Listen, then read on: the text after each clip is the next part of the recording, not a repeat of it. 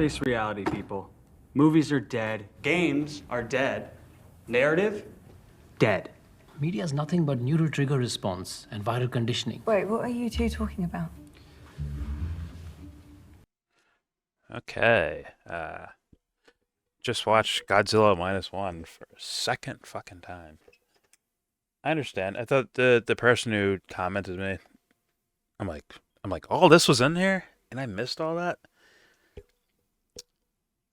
I think some of it is in here, as far as the things this guy was talking about, or girl was talking about, and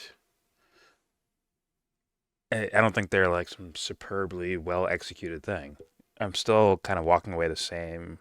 I just read more. I just saw more details that would let me nitpick even more the movie. Good God. Yeah, I wrote things down. I did.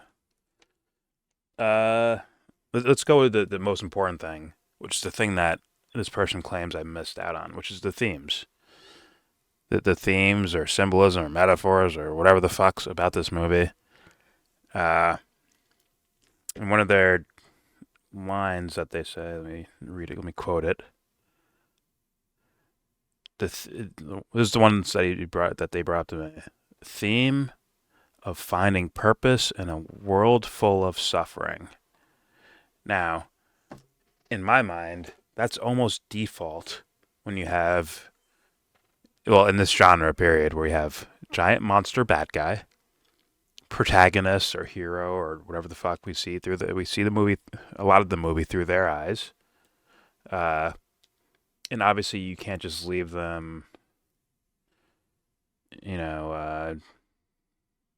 full blown fucking, depressed the entire movie. There has to be some sort of leap for joy. Otherwise it would be, well, in my opinion, I mean, maybe it might be more interesting, but typically these guys find some sort of thing, whether it's like in this movie, like a kid to protect, right? You have the Children of Men, right, with Clive Owen, and he has to protect this girl. Well, he can't just be a robot and protect the girl. He has to find some sort of emotional connection with everything. He has to have moments where he laughs, where he cries, where he's human, where he's happy even in certain moments, even though the world's just a piece of it's tragedy, right? Tragedy everywhere. Post-apocalyptic tragedy. And you still have to find joy or happiness somewhere. They have to showcase that character, that way, at least a little bit, at the very least. So for me, I don't. That seems more like a happenstance that people just do in film, as opposed to this is their main theme.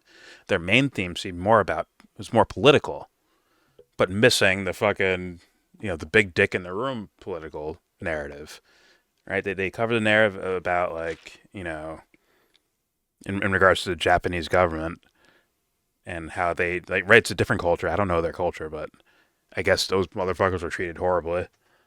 But like that applies all over the place, but this would lean more towards particularly in Japan and how soldiers were treated, and like the guy says in the movie of like a lack of budget to make sure these guys are okay, right? And maybe even use propaganda to make them think that they're doing the right thing by sacrificing themselves. So the questioning of one's own government, okay. Now, have we seen better versions of that? Of course. We've seen V for Vendetta. I think that's a better version of that. I think that extends beyond just strictly government,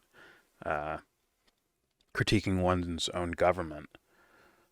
I mean, considering the time period and what they're critiquing, right? The idea of kamikazes and shit like that. That idea of critiquing that you don't have to be some sort of fucking cow or pawn for your government. Like, okay, cool. At the same time, like as much as that's worthy of looking at and critiquing and yes, putting on display, it's like, well, there's these two little bombs that went off in Japan around that time period that are kind of famous that I don't think I heard mentioned in the fucking movie. After rewatching it a second time, not only do I don't think it was brought up, I don't think it was even like symbolize. Like I don't think Godzilla symbolized that. Maybe some of his actions, maybe a little bit, right? When he nuked the city Ginja, wherever the fuck it's called.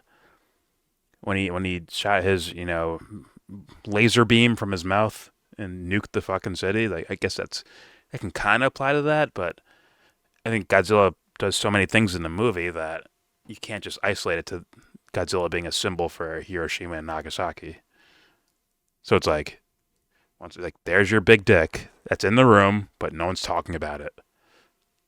Of like, yo, the U.S. government like nuked the shit out of your country twice after the war's basically over, man. Like on a whim, just to see what would happen. They fucking nuked Japan, and that's somehow that's nowhere near this movie.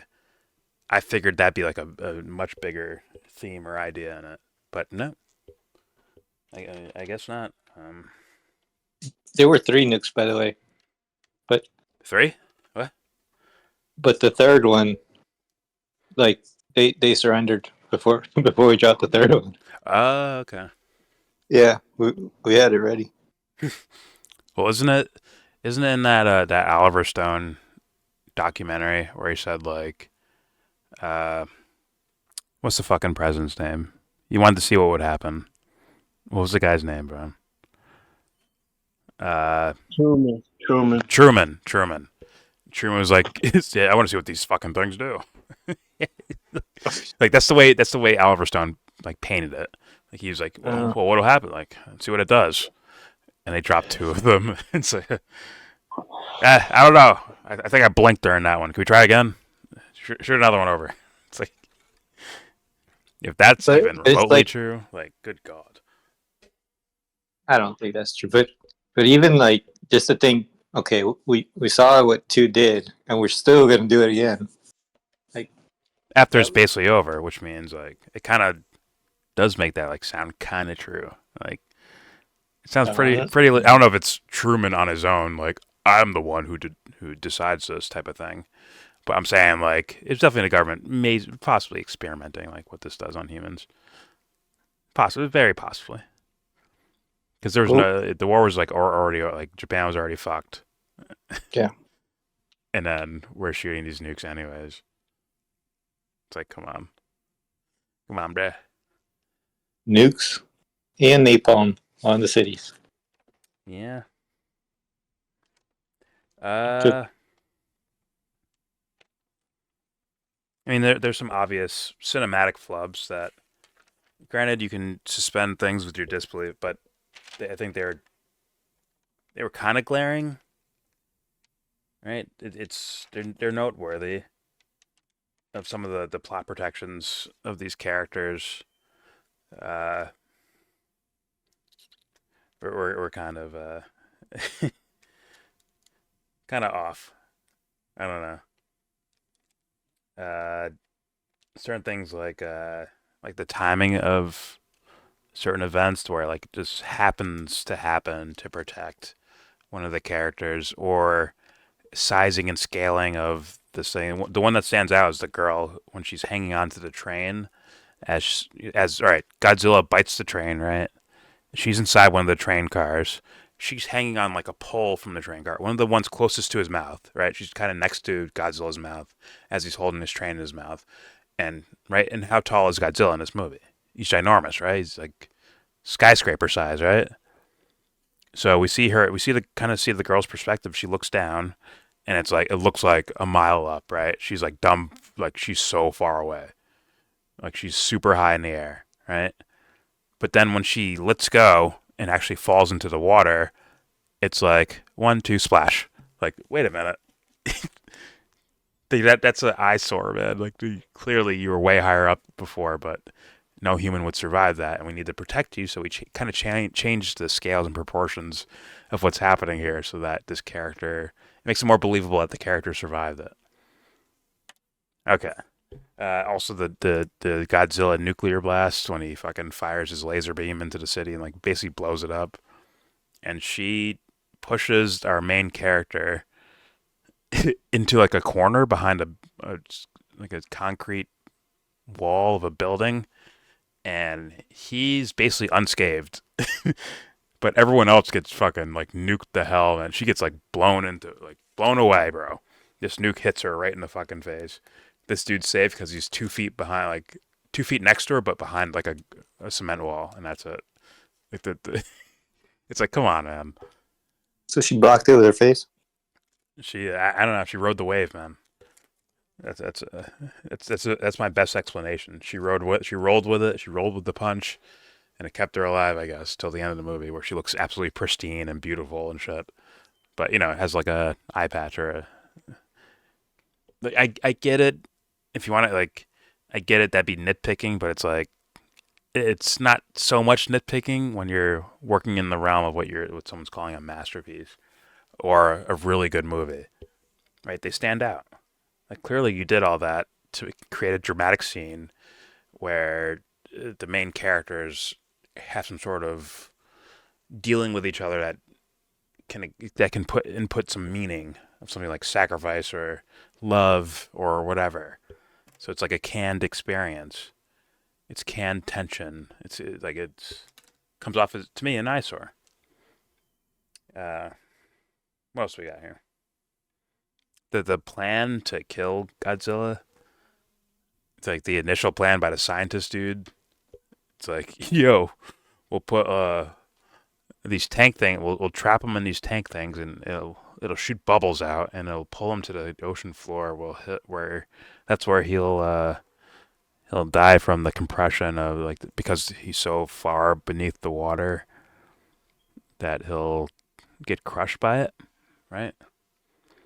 And then, but if that fails, which it sounds like it's gonna fail, if that fails, then we'll tie a life raft thing to him, a balloon suit to him, and that'll raise him up, and then he'll die from decompression. It'll fuck his senses up. He'll just like, he's like, I'm so confused. They're saving me now. I think I need to contemplate life. I'm now gonna commit suicide or something. Like, I don't know what the backup plan was. So that was just like stupid on its face, in my opinion. That was just, whether or not that's scientifically like possible as something to do, it still stood out like in my ears and in my head. I'm like, no, that sounds stupid. Even if it's scientifically feasible, it still sounds stupid to me. Where even the characters in the movie were making fun of it, like, bro, that don't sound right, man. It's like, well, I guess that plan's not gonna work, and it didn't. Right.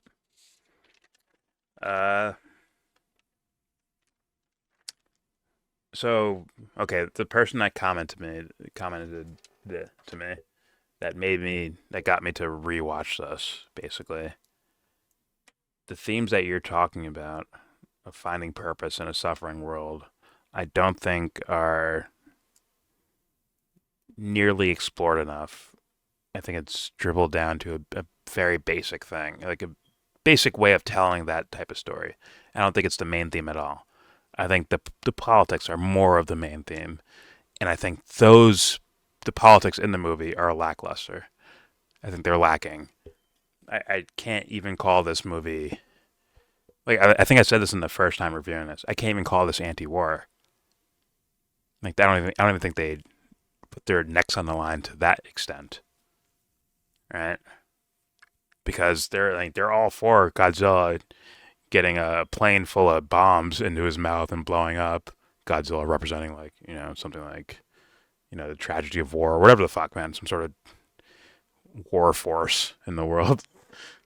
It's like, yeah, you said kamikazing is bad, but he still flew a plane into the thing's fucking mouth and blew it up, right? It's like, so, like, was the whole idea of Pearl Harbor, like, would it have been okay if they flew the planes into the ships if they just hit the eject button and got out of there? Would that be okay? Like, would that be fine? I'm talking based on the movie's logic, not what you make up for yourself. But what is the movie's logic telling me about something like Pearl Harbor, where there's kamikaze pilots? Right? They're saying, like, well, the government doesn't care about us and they'll let us kamikaze ourselves.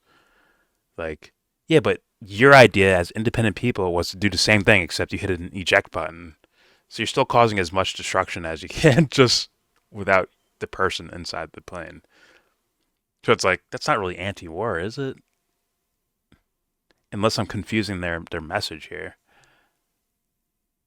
No, it's not anti-war because they were kind of celebrating their win, right? Like they gotta. Yeah, they even salute. They do the soldier salute and things like that. Yeah.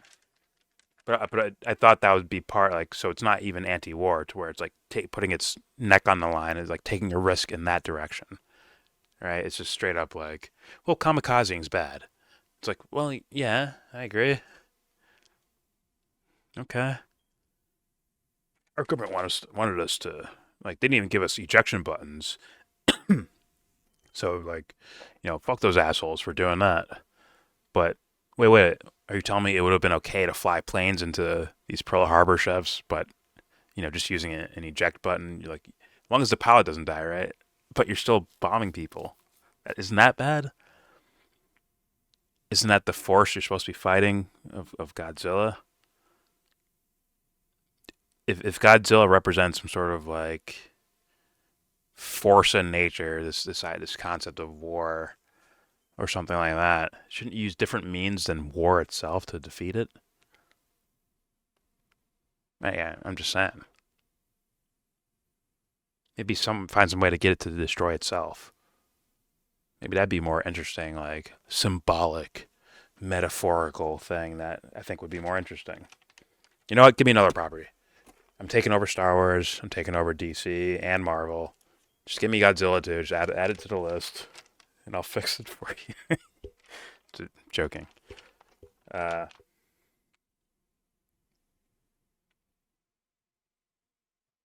Yeah, that's the most I can say, really. Like, there's some other flubs here. The time skips were a little weird, especially when you do like a time skip, right? And then you do a montage of like time going by, and then you do another time skip. Like that comes off as a little weird, but that's nitpicky, and it's just a normal flub, right? Where it's like May 1946. They do a montage where this little girl, like the little girl, if I her name, like Kiko or some shit like that, where she's growing up, right? You see her growing up, and then, right, then they start having a discussion, and then 5 minutes later, like, okay, May 1947. Like, wait a minute. Like, why not just do the time jump and then just go on about it? Why are we doing time jump, montage, time jump, like all really close to each other? Like that was just weird looking to me. Like, but just a normal flub. Like I wouldn't kill it for that. Right? It wasn't as egregious as House of the Dragon. Right? It wasn't that bad. Like that shit's egregious. By the way, check out our channel when House of the Dragon comes back on. Yeah.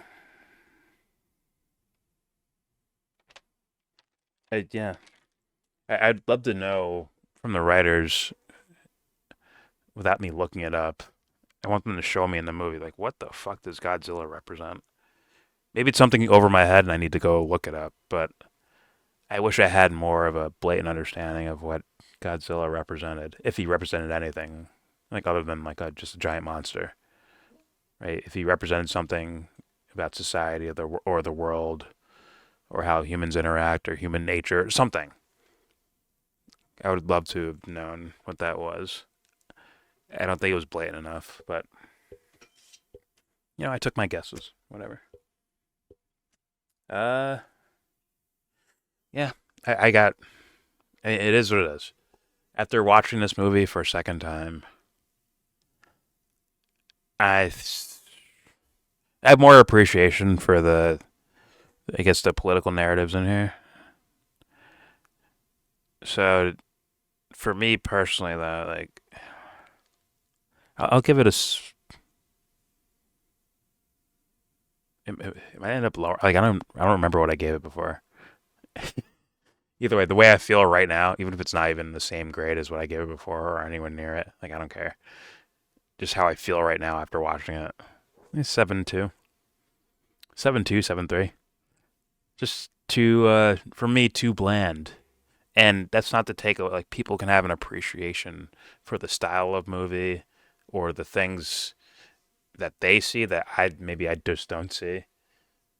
It's like, okay, like, enjoy it, man. I'm not trying to take away from your shit, but just blatantly honest. My feelings I'm never like. This is for sure the last time I watch this movie. I probably said that last time, but this is the guaranteed last time I ever see this movie. I'm not gonna like go out of my way to be like, hey guys, come watch this movie. Like I'm not gonna overly recommend it. If someone says like, hey man, should I watch Godzilla -1? Like, yeah, if you want to. I mean, sure. But I won't be like begging.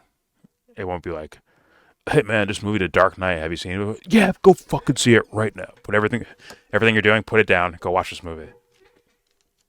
Or Cloud Atlas, or Everything Everywhere All at Once, or whatever.